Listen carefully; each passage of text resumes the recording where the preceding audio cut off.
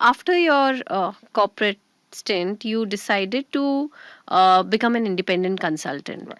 When you become an independent consultant, there's a lot that falls on your shoulders. So, if somebody who's had, say, a 10-year long journey, and after that they're wanting to become a consultant, either in the, whatever domain they Right. excel in or are experts at, Right. or they think of themselves as experts, uh, what is it that they should know before they get into independent consulting? And because that's a field where I've seen people get into and then Yeah. step back again. Yeah.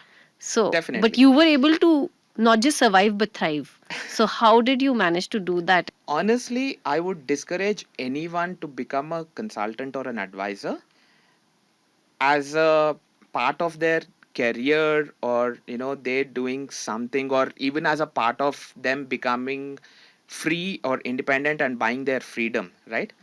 None of these reasons matter. Let me tell you this. India is a very tough market for giving advice and getting paid for it and thriving. Hmm. Okay, Right. nobody values advice here. Right. Okay, Right. because this is a country where 11 guys are representing the country on a cricket field, Hmm. and the other billion and a half have opinions on how they should play. Hmm. Okay, Hmm. opinions, advice is free for all and comes from everyone. Yeah. That way, whatever information, data, analysis, insights based advice and recommendations that you put together and you provide, it will be not valued. So Hmm. anyone who's trying to become a consultant, okay, should become for one and only reason, is because they just love it.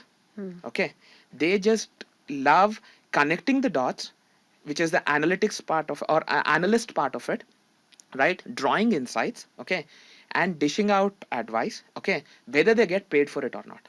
Okay. Okay, so I will tell you this. My very first consulting gig, I won't name the companies, Hmm. okay, Yeah.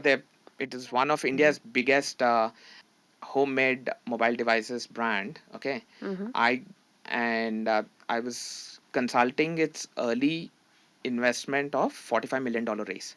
There was Mm-hmm. this $16 billion London based hedge fund which was looking to invest, right?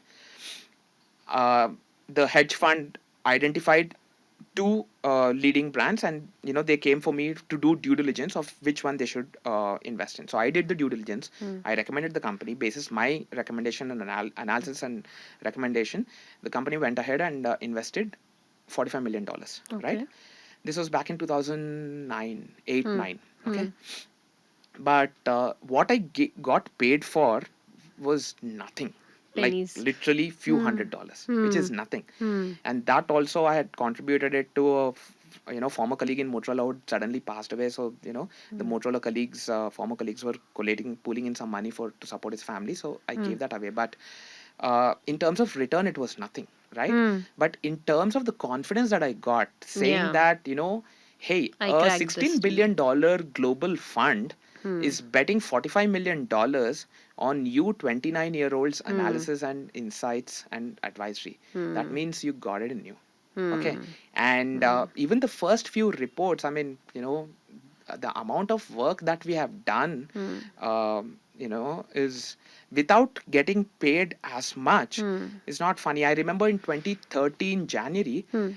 we went to on a business development trip. We went to Google Mountain View, Hmm. and when we set up the meetings there with the head of Access, the Google's head of telecom, I mean telecom department is called Access. Hmm. So Hmm. the head of Access and the entire Access team, we set up a meeting there. Okay, and before going to the meeting, we gave them a I put together an India, telecom industry charter, and Hmm. gave them as a pre-read, right? Hmm.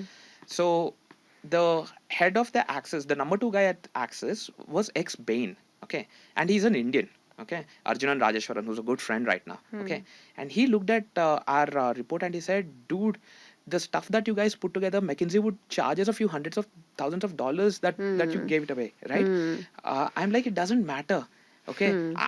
I mean, whether you pay me or not, my quality is not going to change, right? Right.